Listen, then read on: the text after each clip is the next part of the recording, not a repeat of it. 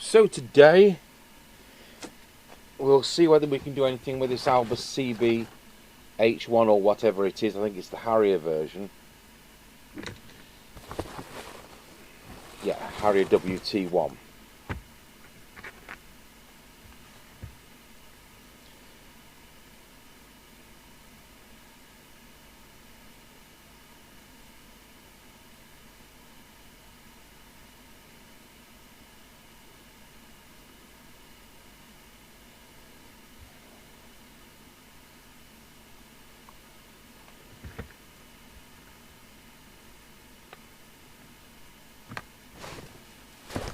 Right.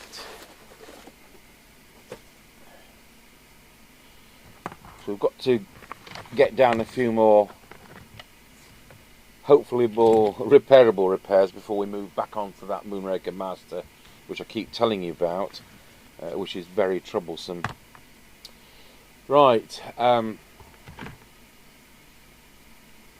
It's a long time since anyone sent what's little more than a kid's set. Yes, they do have serious uses, and it's the first legal set I was able to get. I'll rephrase that. It was the first CB set I was able to get because I wasn't doing illegal. Right, we'll start by putting a battery in it. So brand new alkaline battery.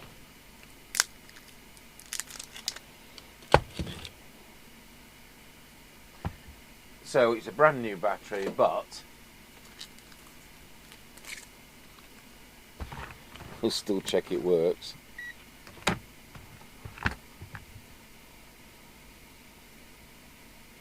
.75 that'll do.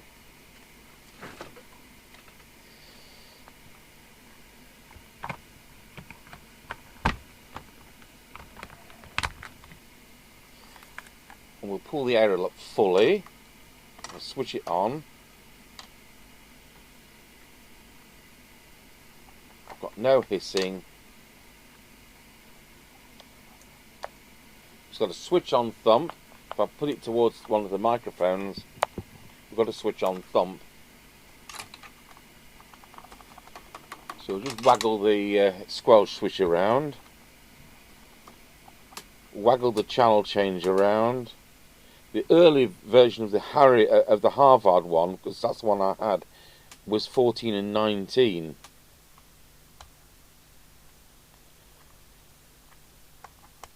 And although it is on, the battery isn't coming on. Let's see if it transmits. Let's put our walkie-talkie on 30 for a start.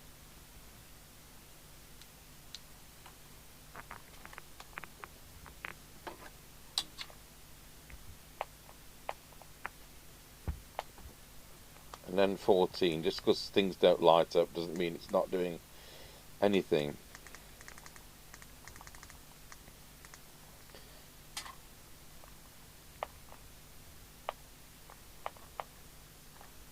Right, well, that's interesting, isn't it?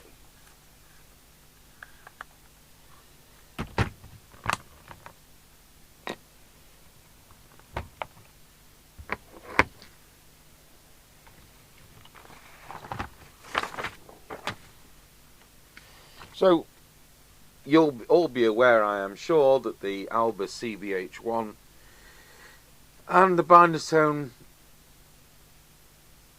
Ranger 2 and this one, the Harrier WT1 and the Harvard 020 are the same set with different cases on.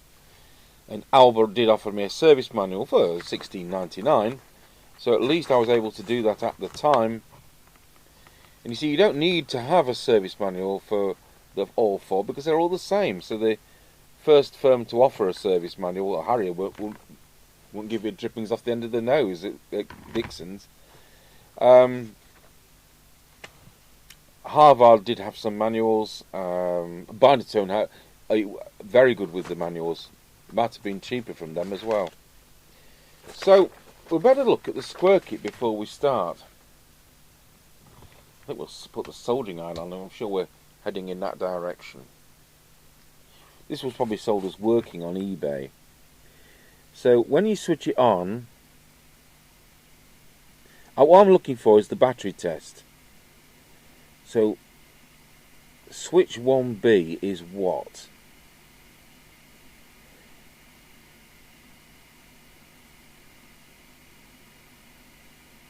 No, we don't want the switch 1B. I mean, it's a copy of a copy. This is the problem we've got. So battery test. Because the same button is call tone in transmit. You've got a 6.2 volt Zener there. You've got a 6.2 volt Zener there. You've got a 100 microfarad capacitor here. Now these are nasty boards and hard to work on.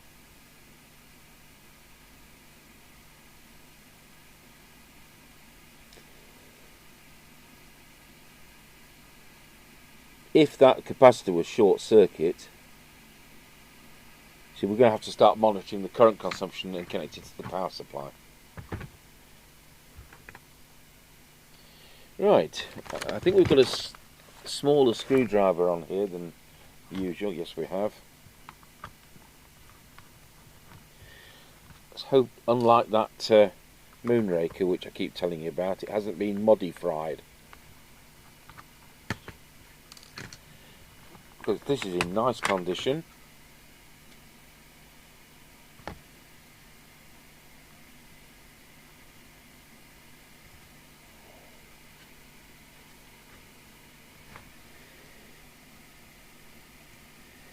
These no, they are flow soldered. I was going to say this looks hand soldered, but I'm wrong. No.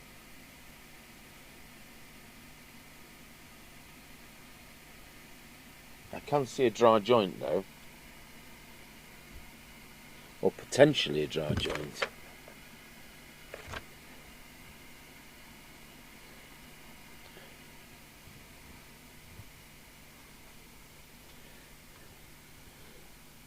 Be even more fun if I can find some solder on here. We've got two 45 quid reels of solder.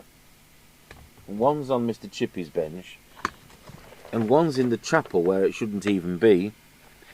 But because I've been doing one of those region tone radiograms, you see, it's found its way there.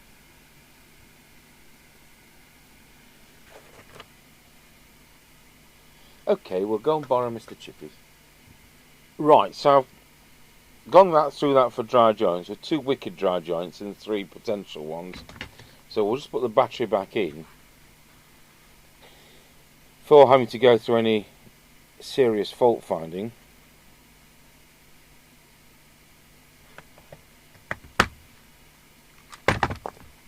Well, that's the next problem, isn't it?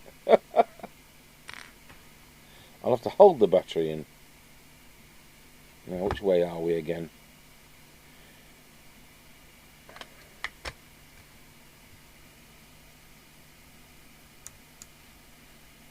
Oh! We've got battery test LED.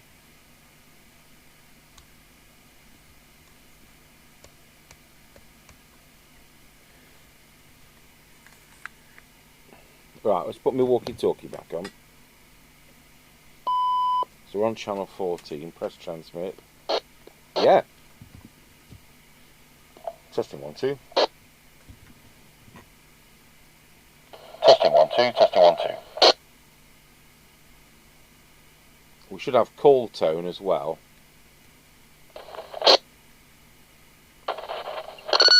We have. Go to channel 30.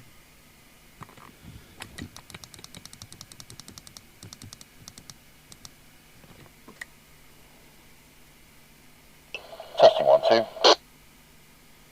And we have no receive.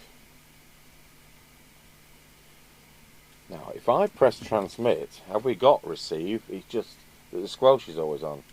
No. But we'll just go to channel 14 because the crystal could be deaf. So the good news there is at least it's transmitting. No.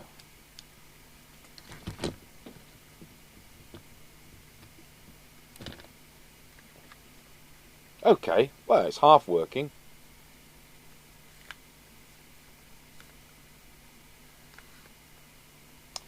So I think we'll have a look inside.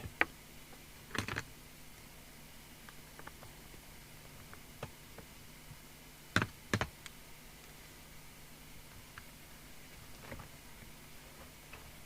think it's just the one screw. Do we have to take anything off?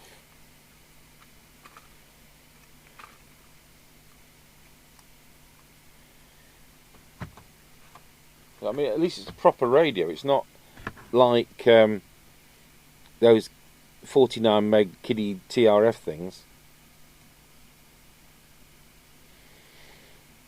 But the packing in, you know, is so it's so compact.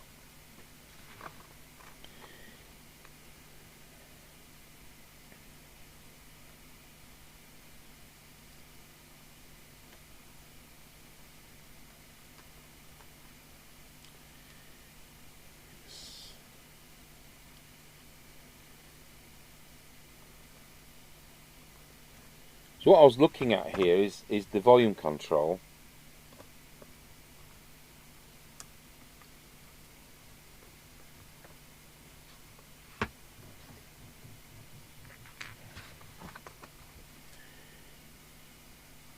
And to make sure it's actually soldered,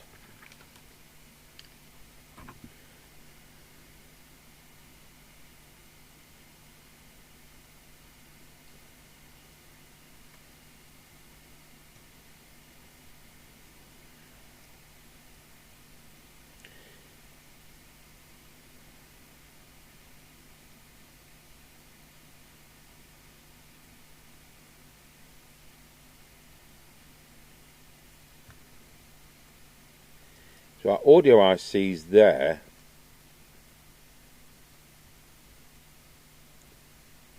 So we know the speaker works because it doubles up as a mic.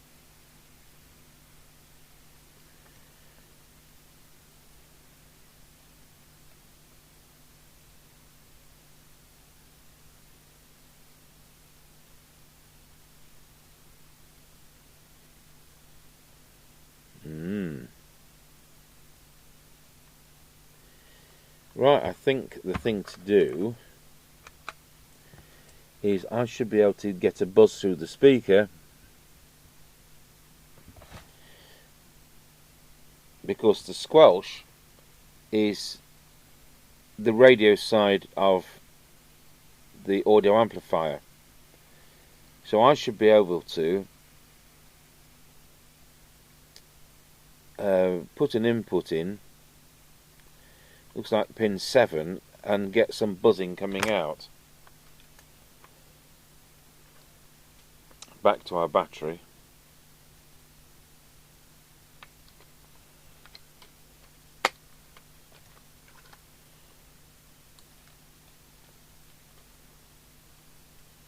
I made it awkward, haven't I, by taking the volume control off.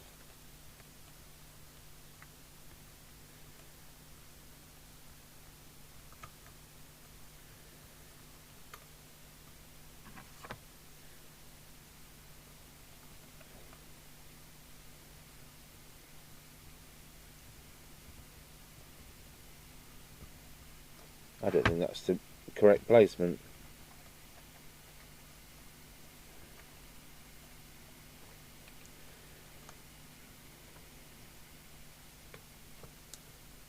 That's it.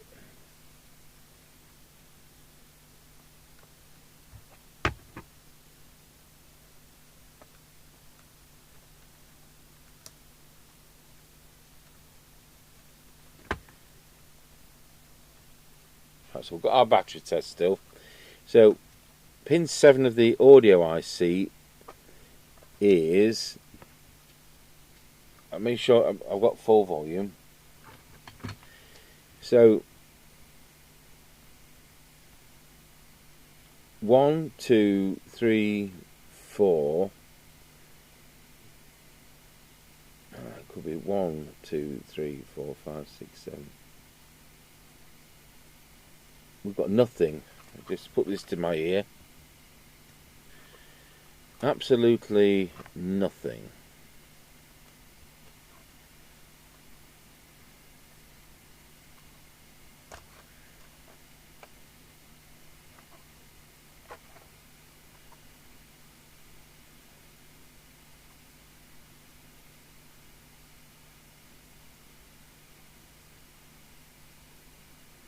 So we've got 4 capacitors which could have failed. So I think we'll just check that we've got 9 volts on pin 6.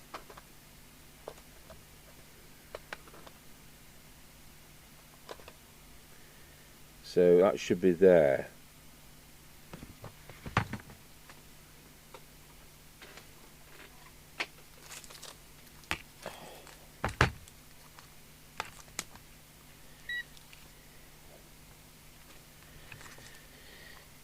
So that's going to be our earth. I'll just check.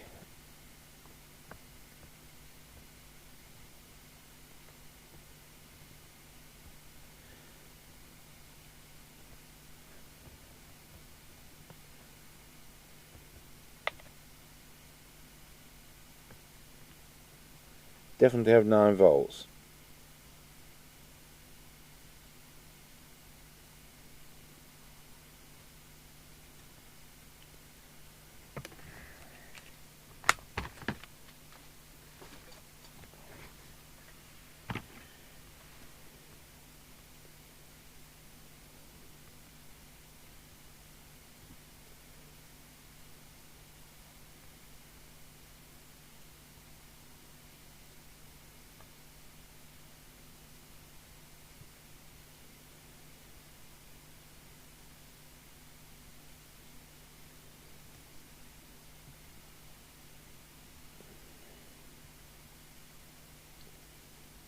I mean, chances are we've got a duff chip, but first of all, I think we need to change that 100 microfarad capacitor,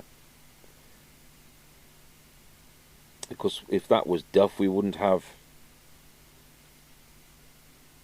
anything. And anything is what we haven't got. So I think it's going to be that big one.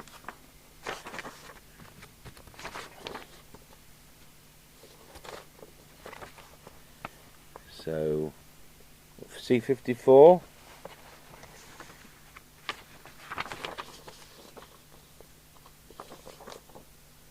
That's C57. 57 is actually that smaller one.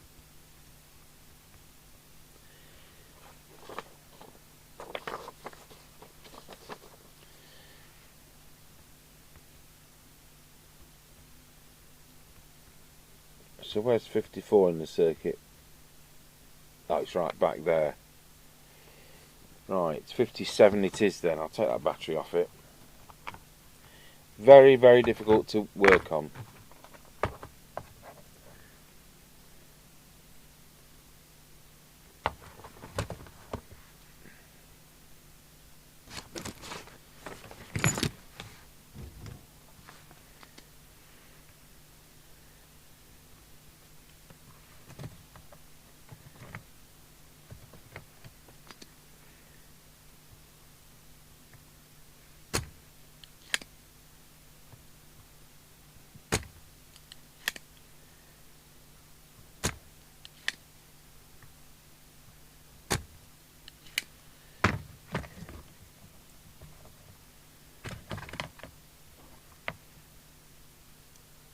Yep, that's the right part.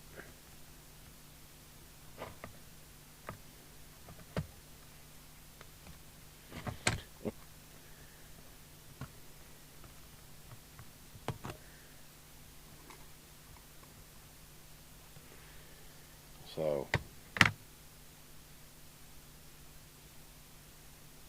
50 microfarads, 16 volts.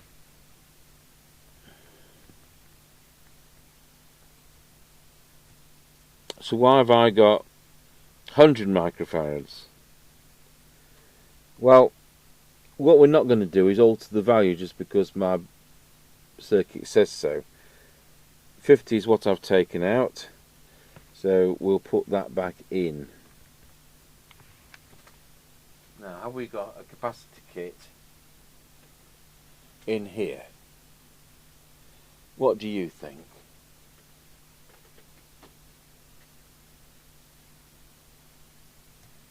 No, go for a walk. Right, so I've put a new one in. Nikon, more expensive than the whole radio.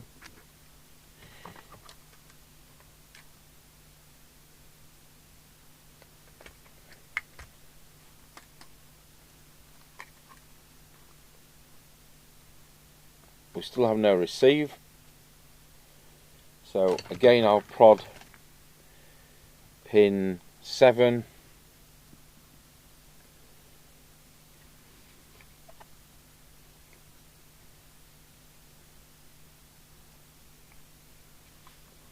let's do it from this side.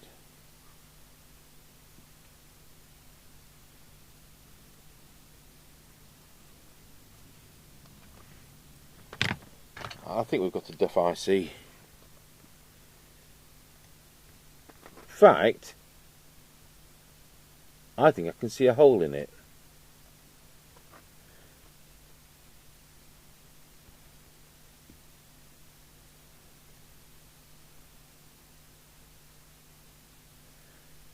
It's probably had power on wrong way round. What would happen? I don't think there's any protection.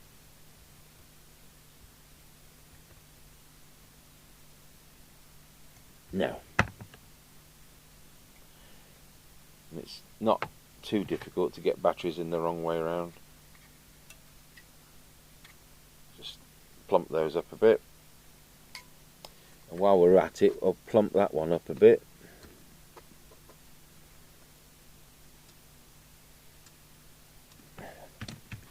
Right, nothing for it, we'll have to get this chip out.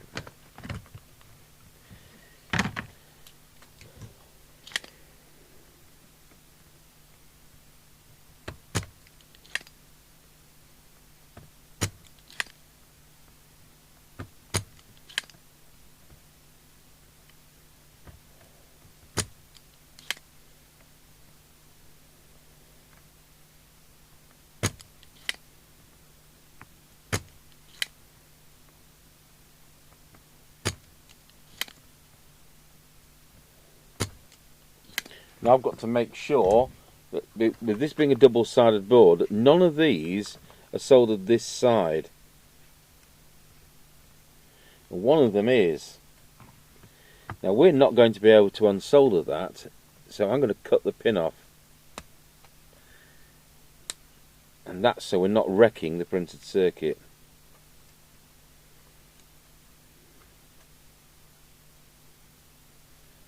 I don't think there's any other.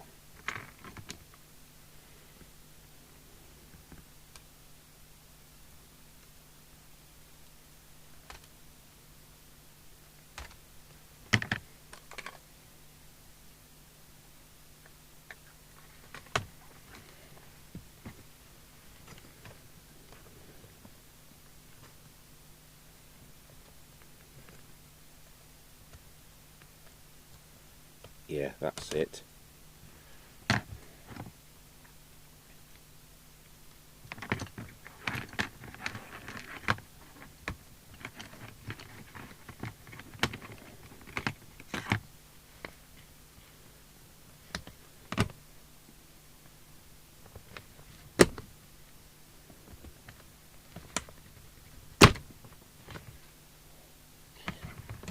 Still something.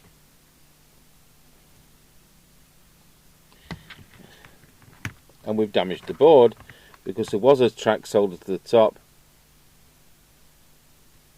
which I hadn't noticed.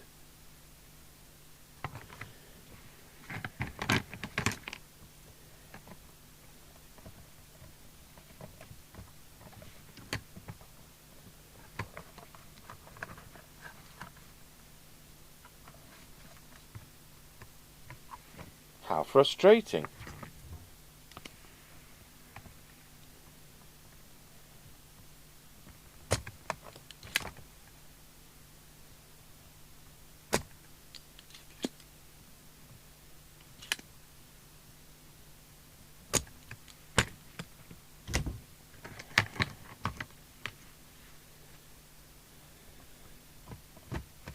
And that's the pin which I'd gone to all that trouble to not damage the board doing.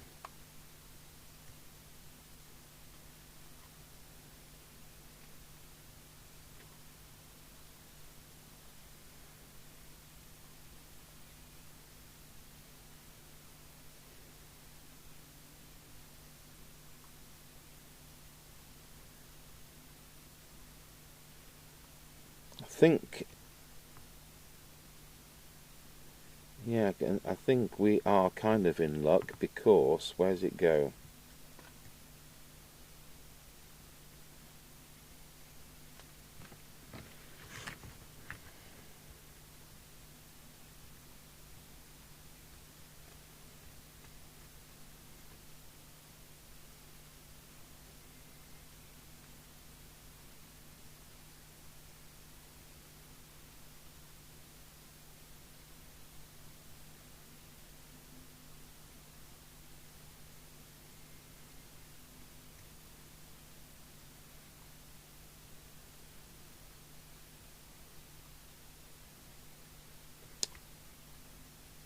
We can solder a wire onto it there. Just prove that that's the right one.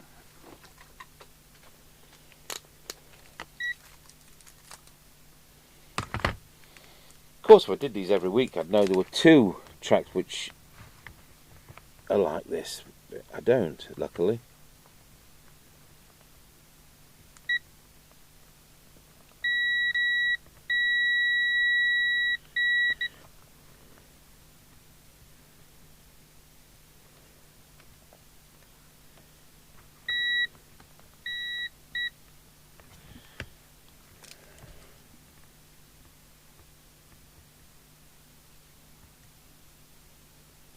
But have we, or is it just, or was it dry joined?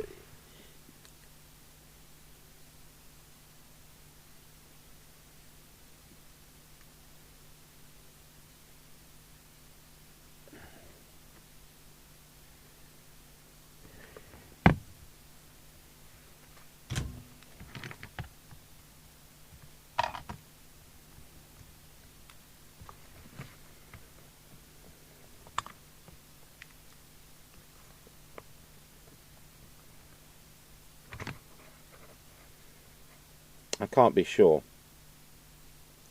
Right, we need an LM386 from somewhere.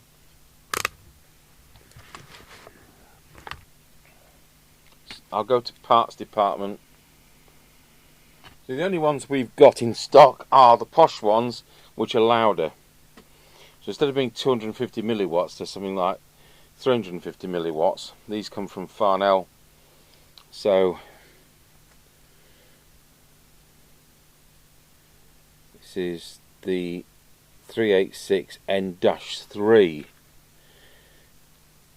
and that was the -1.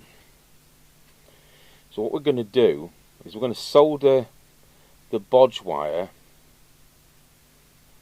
now, because we'll not get to it. Now, out of the walkie-talkie you haven't seen, the dreadful Moonraker, it's not inherently dreadful, it's this particular one's dreadful. We've got this bit of wiring where they attempted to put a external mic socket or something. Totally wrong approach. What we're going to do is solder this bit of wire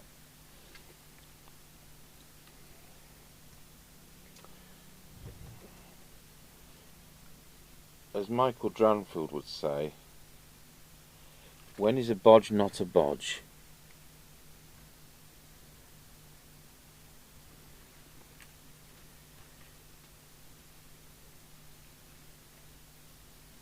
Be absolutely sure I've got this the right way round. Yep, pin 1 is there. So pin 6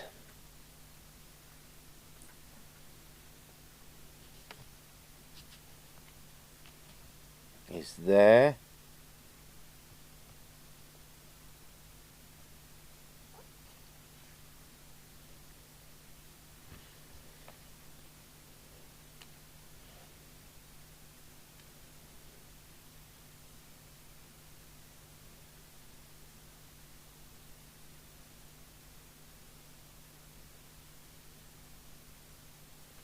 So now we've soldered our bodge wire to pin 6 ready.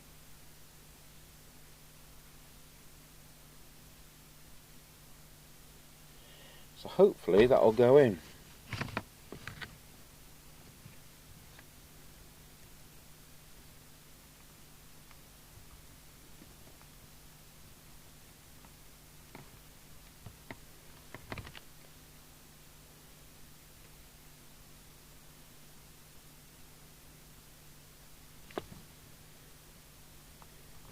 There we go.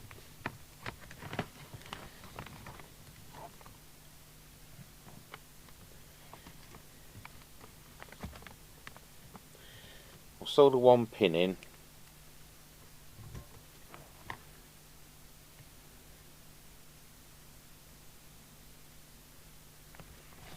And make sure they're pushed in properly.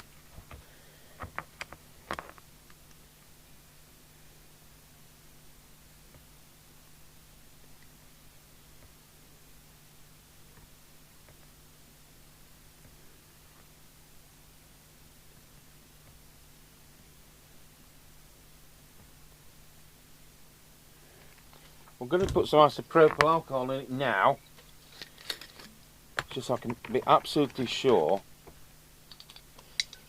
that it's perfect.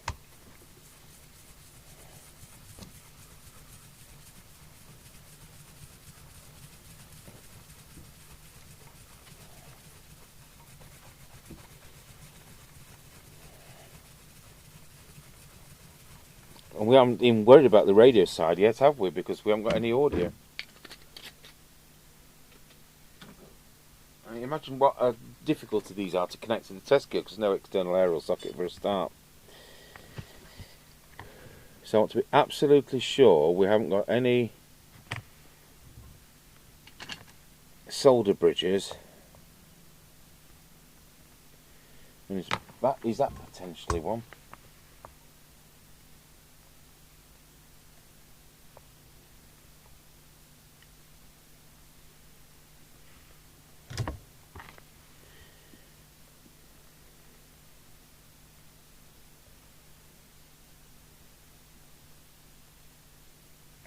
We now need to solder the pin that I beautifully unsoldered.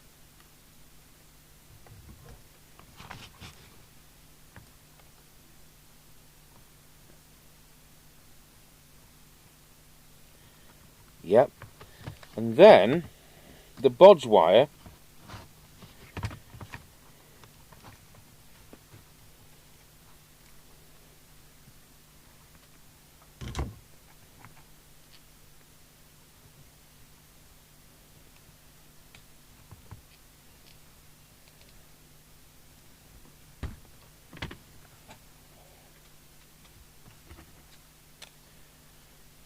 I mean, there's a possibility that it's made contact, because the way that double-sided board was, where I ripped off the track, was the bit where you solder it, which is where that capacitor is there. That must be inserted later. So there's a possibility that it does make contact, but that isn't good enough that there's a possibility. I want this to be absolutely right.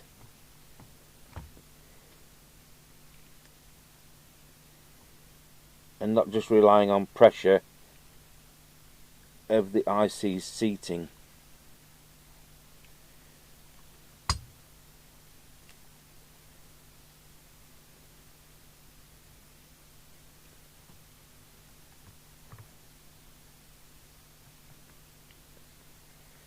There we go. So our wireless is now even got more wires in than it started with. So back to putting a battery in, and hopefully it's going to hiss. Right, I've done a bit more from when I did the initial switch on, I got some of these capacitors getting warm, so I thought they are either reforming or we need to change them. So I thought, well, while we're doing it, we may as well change them. So we've now changed the total of 4 capacitors. And now when we switch it on, we have a hiss and a squelch. And if I put my walkie-talkie on 14, testing 1 2, testing 1 2, testing 1 2, testing 1 2, especially if the battery doesn't fall off. Right, so we now have a working radio. I mean, I'm sure you'll appreciate, folks, that the service cost to this, even at minimum wage, is more than what these were new. But if, you know, somebody particularly wants to have one. I think what's happened, I don't think it's been wrecked. I think what's happened is that we've got a number of duff capacitors there, just through old age and poverty, and that's caused the IC to short out. Because it certainly looks like it's got a hole in it. Right, so let's put down what we've done. 1 microfarad, 10 microfarads, 47 microfarads, 100 microfarad, LM386N-3. So, oh, we can go through this, can't we? Not applicable, not applicable, not applicable. They're working, that's working. Not applicable, not applicable, not applicable because that works. Right. Very, very difficult now to there's no frequency adjust. There may be transmit just to trim an average of the two crystals. We'll have to go through the service manual now. I've spent more than one session's worth actually on the repair, but it's working, and it's working on both channels. So what does the specification say it should do? It's 180 milliwatts. I'm not going to be able to read these properly because I can't connect up to the test gear properly, so we'll just be tuning it for maximum and all that.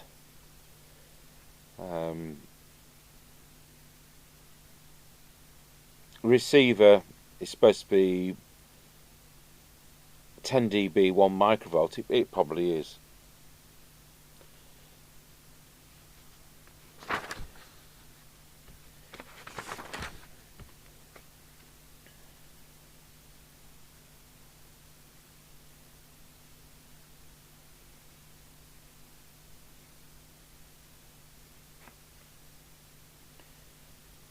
Right.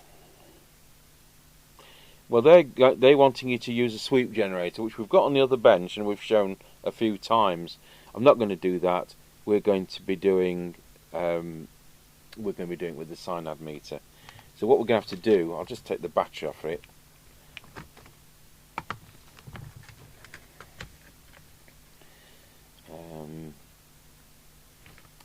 Where's the rod antenna? So you've got a loading coil, haven't you? That's the killer.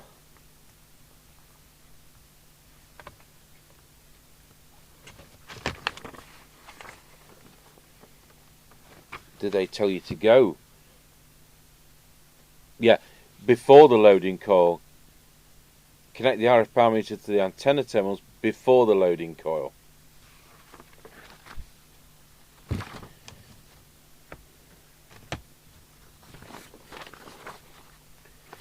So, transformer 1 is actually the PTT switch,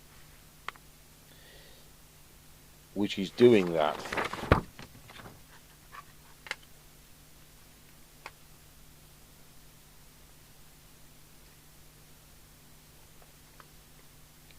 Not as difficult as I thought, because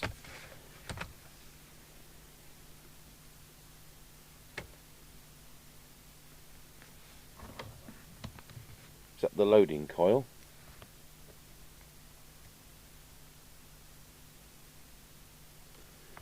T1. Absolutely sure. Yeah, It's that one.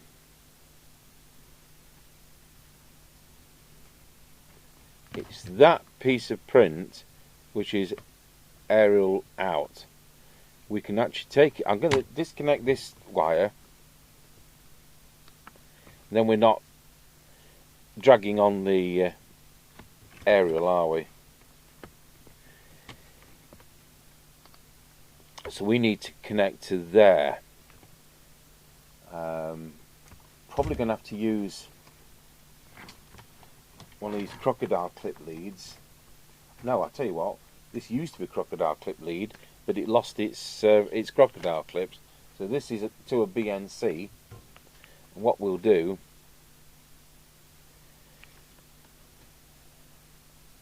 is we'll go in. I've lost the PTT. It's there. We can go to that pad there.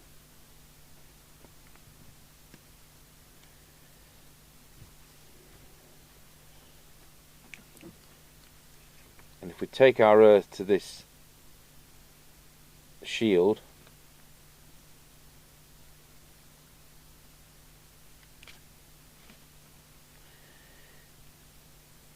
and he's going to end up with the best one of these on the street, isn't he? And then we're going to need to connect our crocodile clips. So I now need a BNC adapter for the test set, because I've now got this N-type. I'm not sure we've got one on here. And we're going to end up with an adapter tree, and then that's lossy. I'll just go to the chapel and see if the Farnell test set in there's got a BNC adapter. Right, folks, we're now on the power supply, so we're running at 9.1 volts, and that's current limited to 300 milliamps. I'm just going to go into transmit, see what that draws. 140 milliamps, and I'm getting a reading on the meter. Let's put picture in picture on so you can see that. So we're on the 3 watt scale. So 1 watt is there. So half a watt is there. So 200 milliwatts, 250 milliwatts is there. So I don't know why it's reading more than that.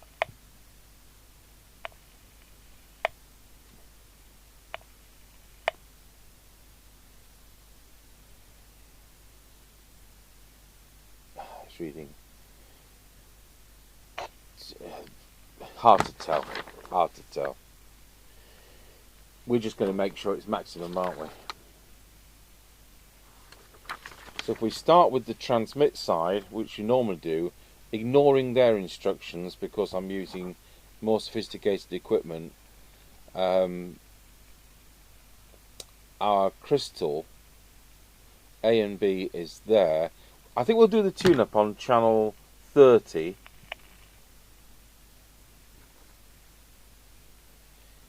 Because surely that's going to be the channel that people are going to use, not 14. So I think that's the thing to do. Channel 30.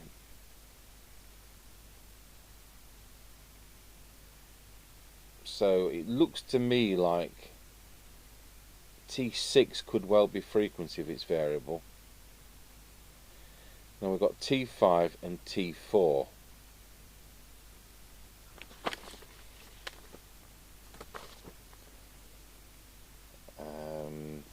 Are we that way on? We are. T6. Did I mention that? I've lost the plot already. No, T6 was a possibility. T5, T4.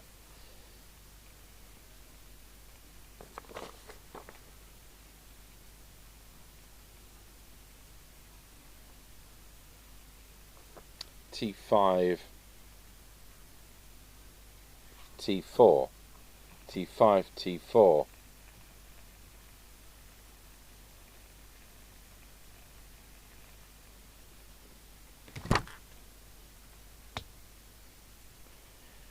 So let's see what the frequency is.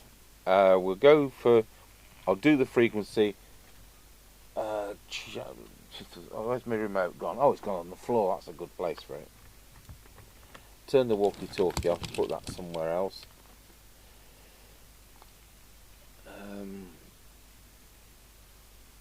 Camera 2.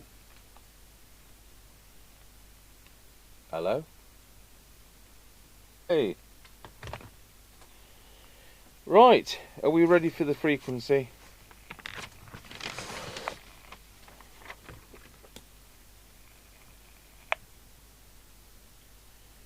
$27,89090.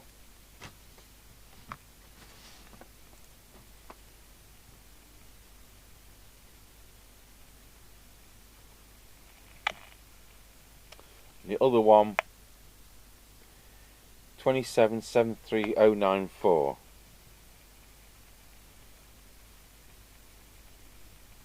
I think they're pretty close. I think that should be 125. Just see whether it mentions that T6's frequency.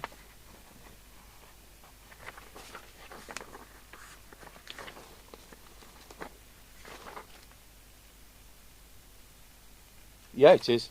I'm right.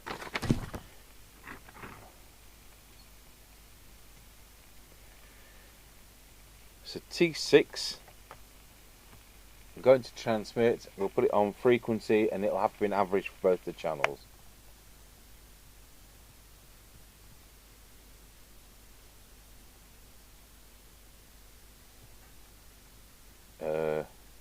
Hello? I'm not getting any variation.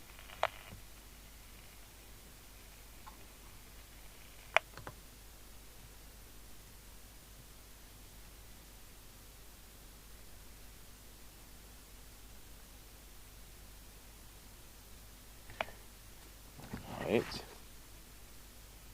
That's T8. T6 is that one. No, that's on the receiver, I expect. Right, let's put some heat on that coil.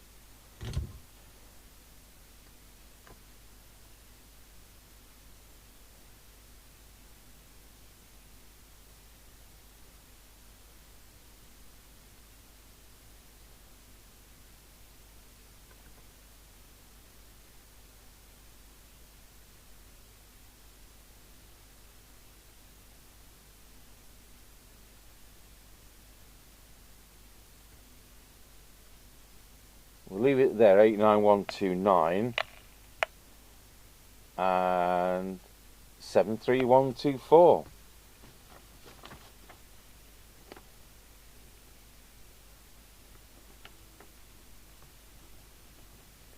Well, you know what, I'm surprised that went as close as that. Brilliant.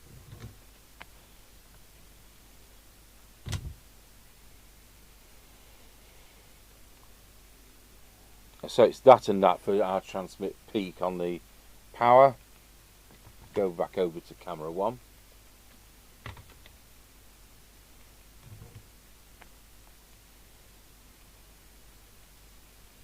I'll go back to channel 30 as the most useful channel.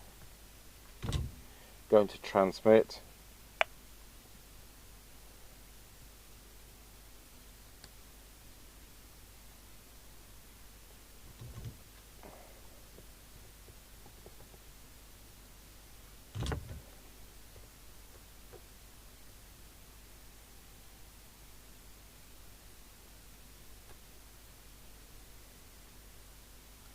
Can't actually see any or much of a variation there, so I'm not going to pursue.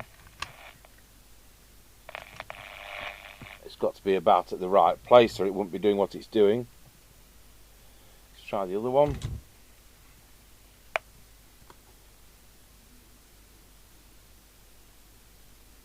Same applies. I can just see a bit of variation. That looks like the peak. So I say it's difficult. We've got an adapter tree of 2 adapters on.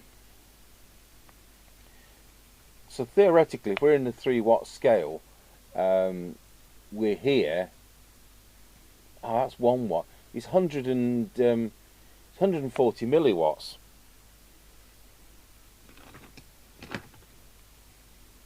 Is it on the other channel?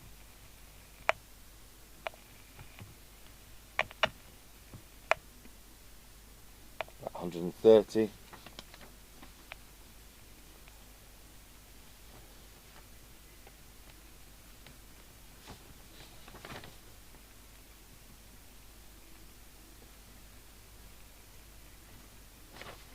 And what does the book say it's supposed to be?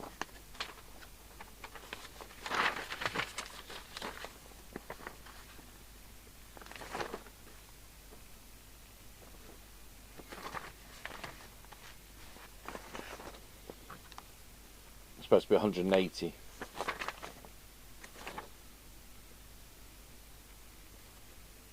Like I say, we're losing in this adapter tree, but it's working well, to be honest.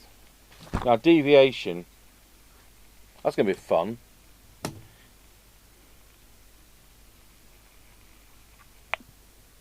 Wallow. We're going to have to set the deviation meter. Wallow. Oh, we can use the tone, can't we?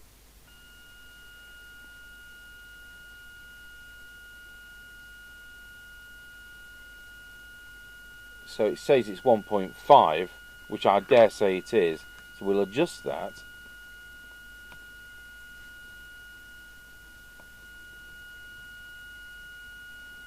Well, that's full whack at 1.8.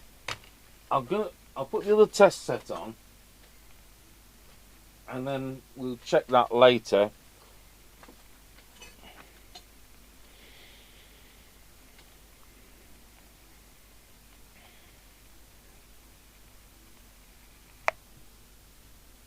£143 milliamps.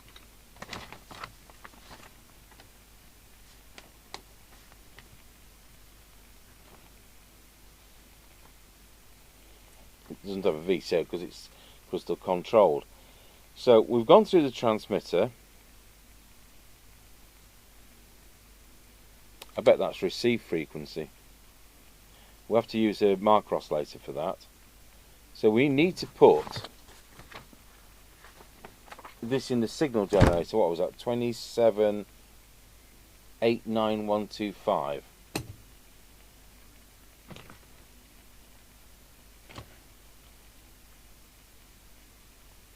Twenty-seven 89125.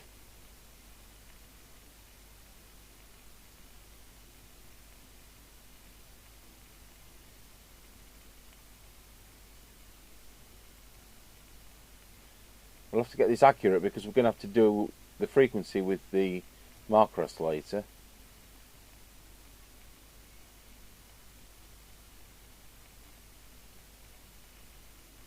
Right, that'll do me.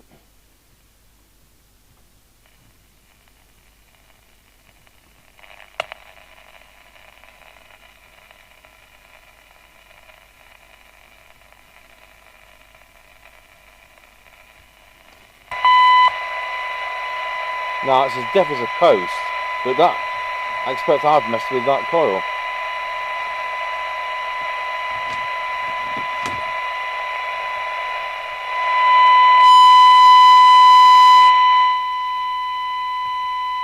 We'll get that back to peak.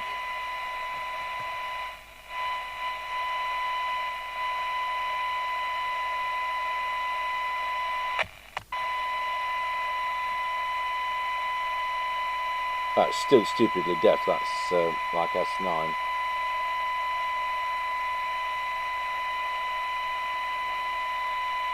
I think it's time to get the other signal generator out. I'll take the tone off the audio, off the signal.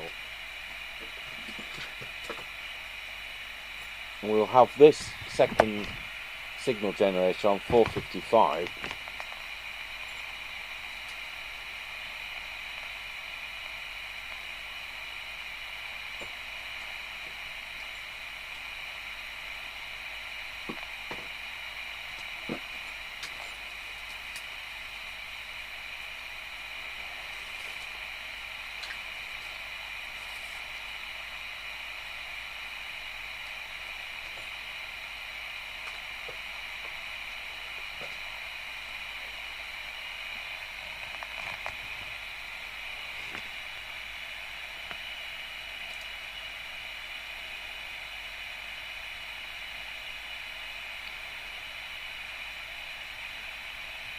Right.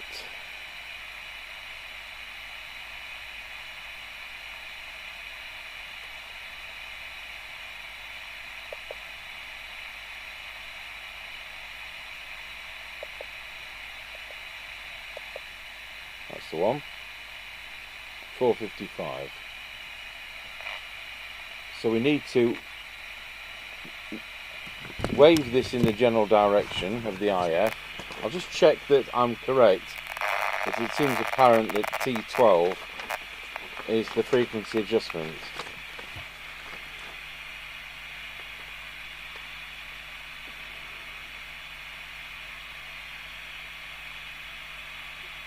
Not what it says.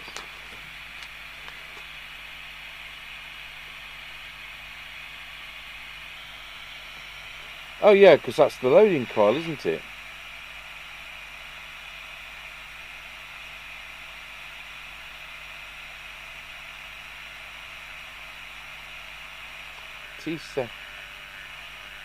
T7's there. Right, let's get that output.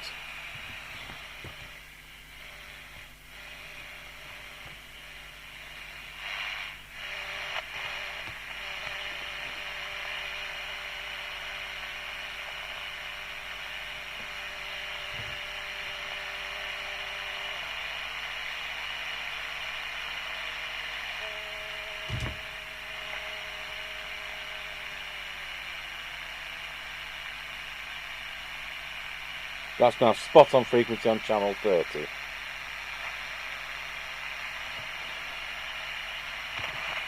That'll do, mate.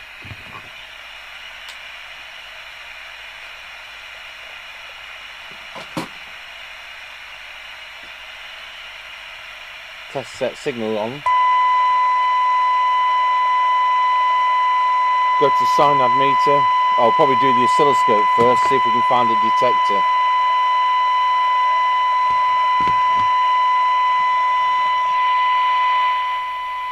Chances are that's the detector with a built-in filter. Let's see what it says.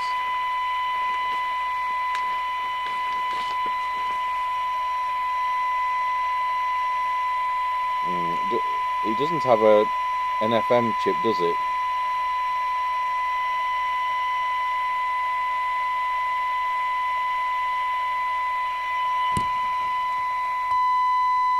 We've now got to connect this to the test gear.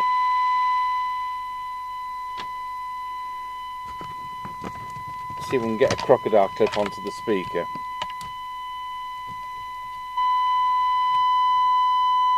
Lovely waveform, isn't it? Oh, speaker connect. It's just hanging on by the skin of its teeth.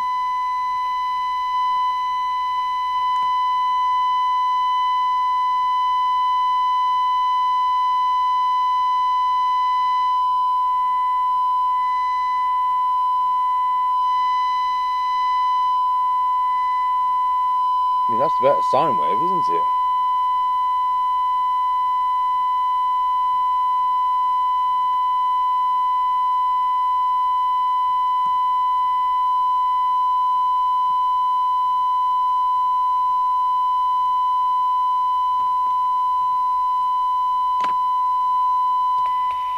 Let's go over to the synod meter.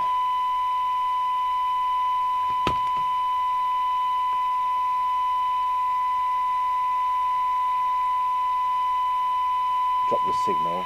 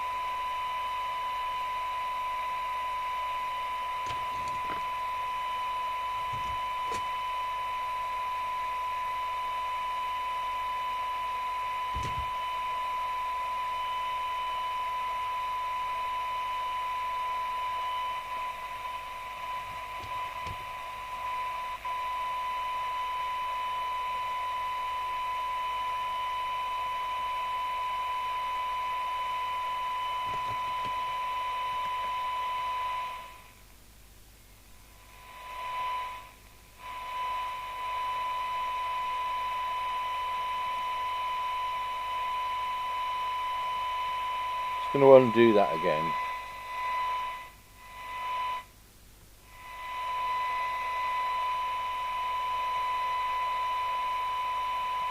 Put a bigger signal on again.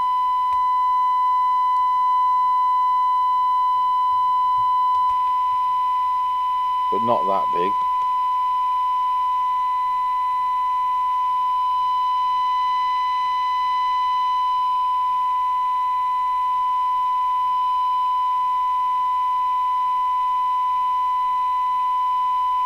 Bigger signal still.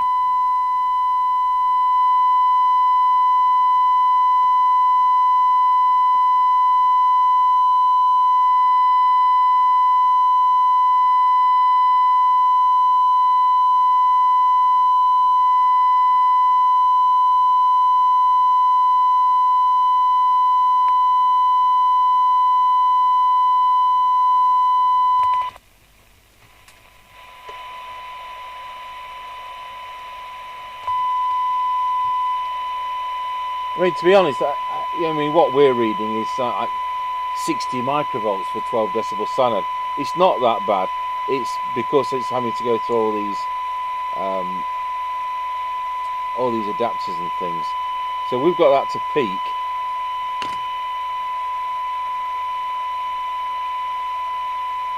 I think the idea is that these things will work for 100 yards.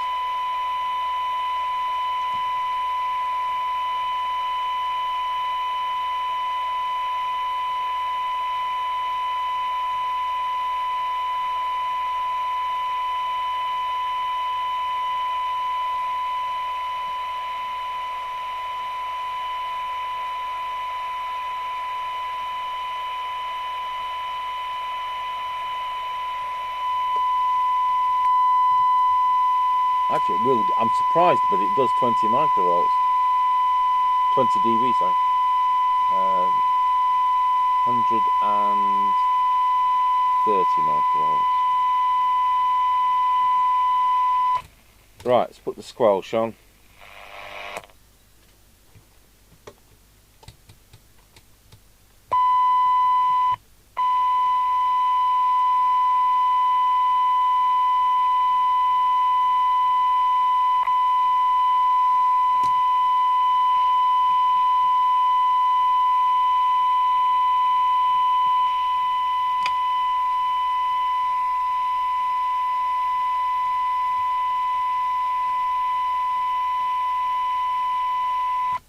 Right, we'll put it all back in the cabinet and reinstate the antenna.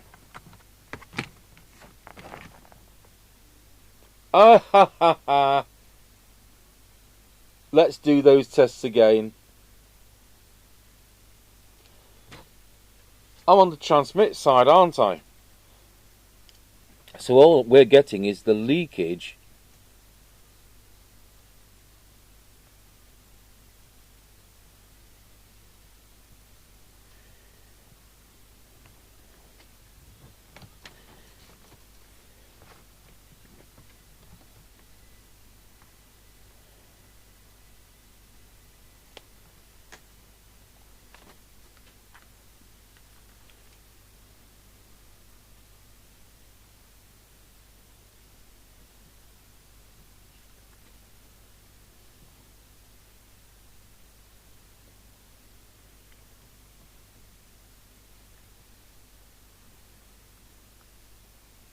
I mean, everything's set up to peak.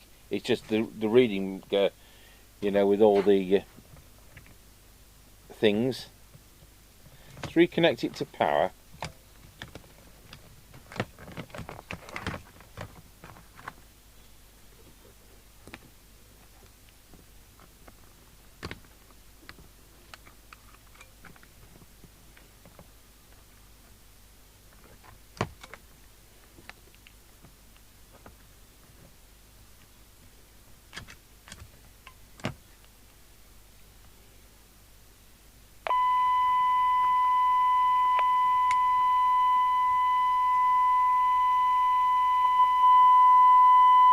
Okay, let's get some new figures. Yeah.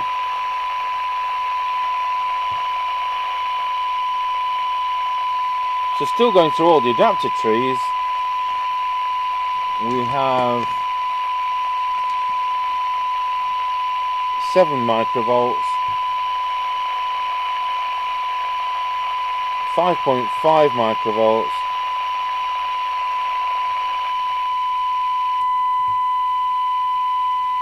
and 20 microvolts. And squelch.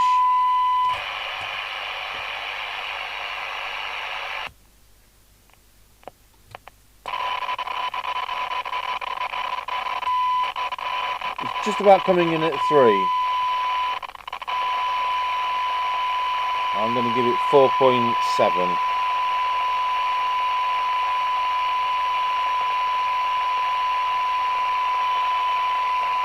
There we are. It's not much deafer than the Cobra 29. It isn't deaf, as I say, it's all this way it has to be connected. Right, I'm going to take the power supply off.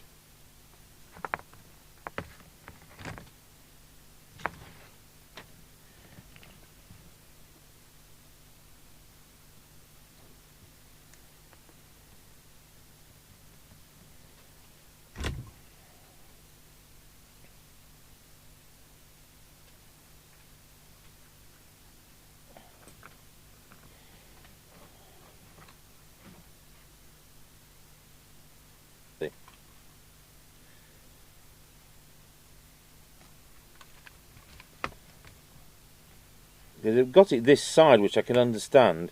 It's all drilled out to go in from the other side. But the fact it was taped to the shield plate, looks like they intend it to be this side.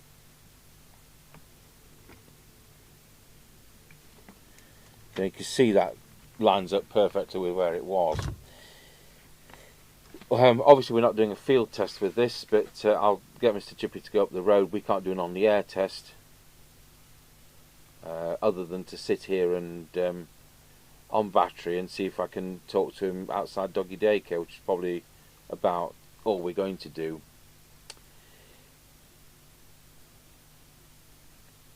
I think we've had 7/8 of a mile on this type of radio, but this is, you know, I've really aligned this to have it on frequency as well as it is.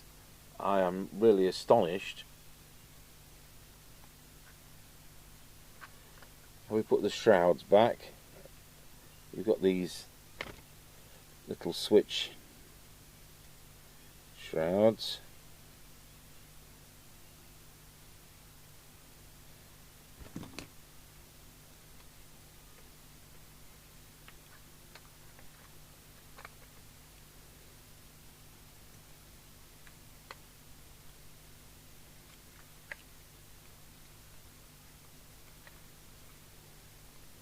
Now here's the thing, got to get the LED to line up.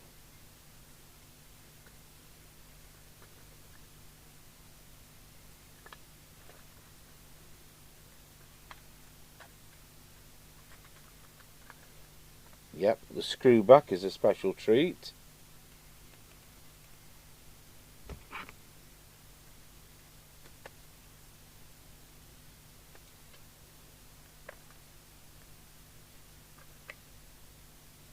I'm going to go over this with isopropyl alcohol, so I'll pause the video. Right, I'm going to do the deviation into the other test set. I put it to full, which looked like it's about where it needed to be honest. What we're going to do, we're running on the battery. I'm going to clip the crocodile clip to the deviation meter on the antenna and the ground. So I can't kind of show you this because I can't show you the meter. So let's see what happens.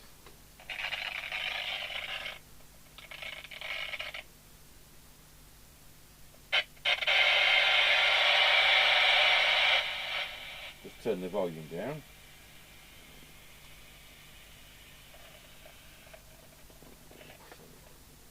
Wallow. It's reading about 1.8 on there. So that's as much as we're going to be able to kind of do with that.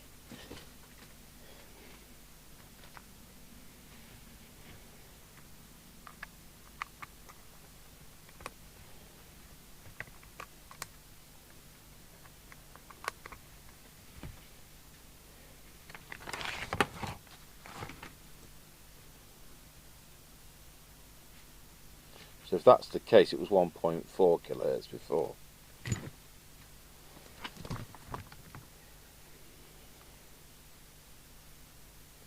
Right, where did I put the back?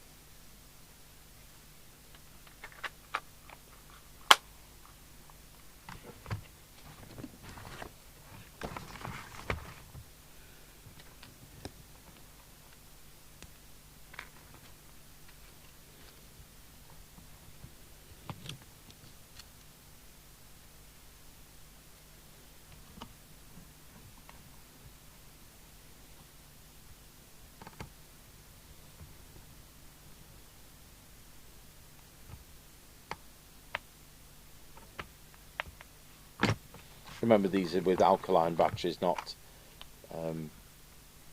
the zinc ones.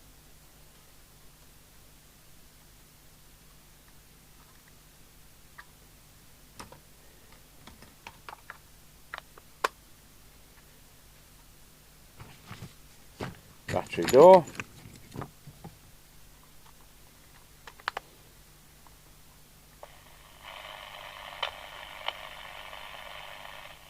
Right, I'll tell you what we're going to do. Here's the Antron 99 aerial. Let's hold it in here.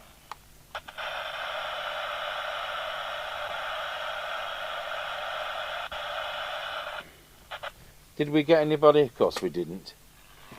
So what we're going to do now, put the squelch on, channel 14. Testing 1, 2, 3, 4, 5, 5, 4, 3, 2, 1. And then the other way around, I'll pull the aerial up of course. Testing 1, 2, 3, 4, 5, 5, 4, 3, 2, 1. And then we'll go to channel 30. We'll do the same.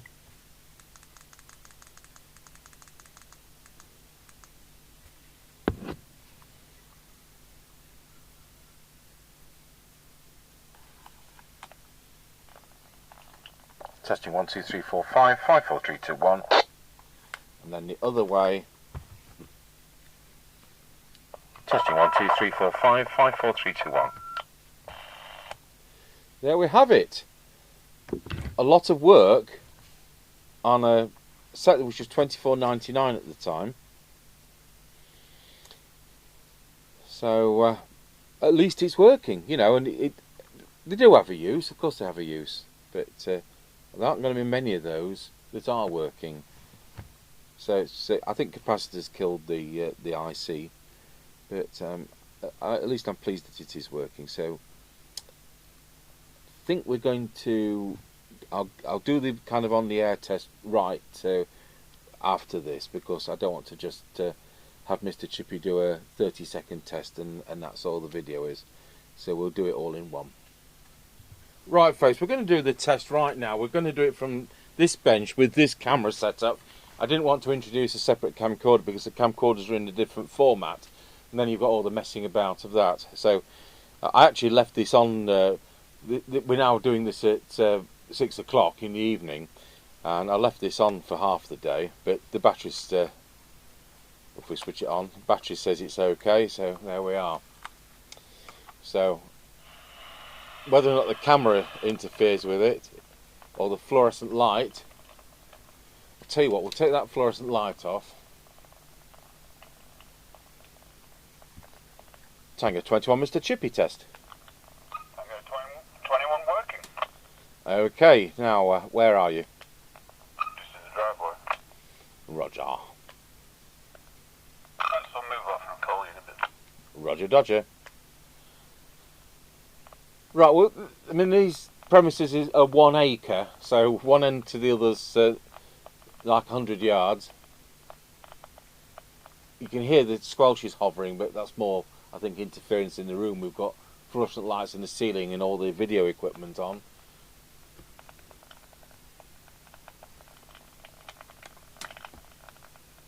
Not that the squelch is adjustable. You get what you're given. Right, we're now passing the passing place and doggy daycare currently in use. Roger on that with doggy daycare. That's good news. And this has a call tone on it. Roger that. You're already getting very noisy, so I'm just about to pass the rear entrance to Woody. Roger, got you at the rear entrance to Woody's. Roger. That brings him to the end of the lane, which is half a mile. Right, we're now coming up to the end of the lane. Roger, got you at the end of the lane. Roger that. You're very noisy. I doubt I'll hear you at the petrol station. Roger on that, I'll stand up. Right, I'm now standing up. So we're now on the main road and just about past that property on the right. Roger, got you on the main road. Yeah, using now the squelch now. Roger on that. Right, you can return. Right, well there we go. I mean that does exactly what you'd expect it to do for. We tested it to 140 milliwatts. It will be doing more than that because of all the fly leads and things we have to make up to test these kind of things. So I'm pleased this is working, and there you go. We're not doing any field tests or anything like that. It's customer set, and I'll just leave it on just in case he does talk back to me. Mr Chippie now at the forecourt at the petrol station. Oh, Roger, got you at the petrol station. Yeah, I just about hear that, but I think that's where it ends. Absolutely fine. Thank you very much. 10-10. Yeah, roger that. 10-10. So yeah, he received that because he was able to say 10-10. So that's brilliant. I mean, it's a good half mile, and I'm just inside the property. It's a brick building with breeze block, with a high metal content in those breeze blocks. I'm in a room which is it's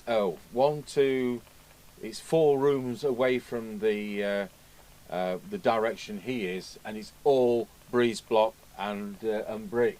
So it's not like there's wooden partitions or anything. So to work from here, I think is marvellous. So, you know, obviously these are for inside use, and that's great. So I'm pleased we've been able to sort that out for him, and I'll leave him the battery in because obviously I don't want a battery back which has done some of the service work. So thank you for watching the Harrier WT1. We haven't covered this before. We've covered other models in this with this chassis, and there we are. Thanks for watching.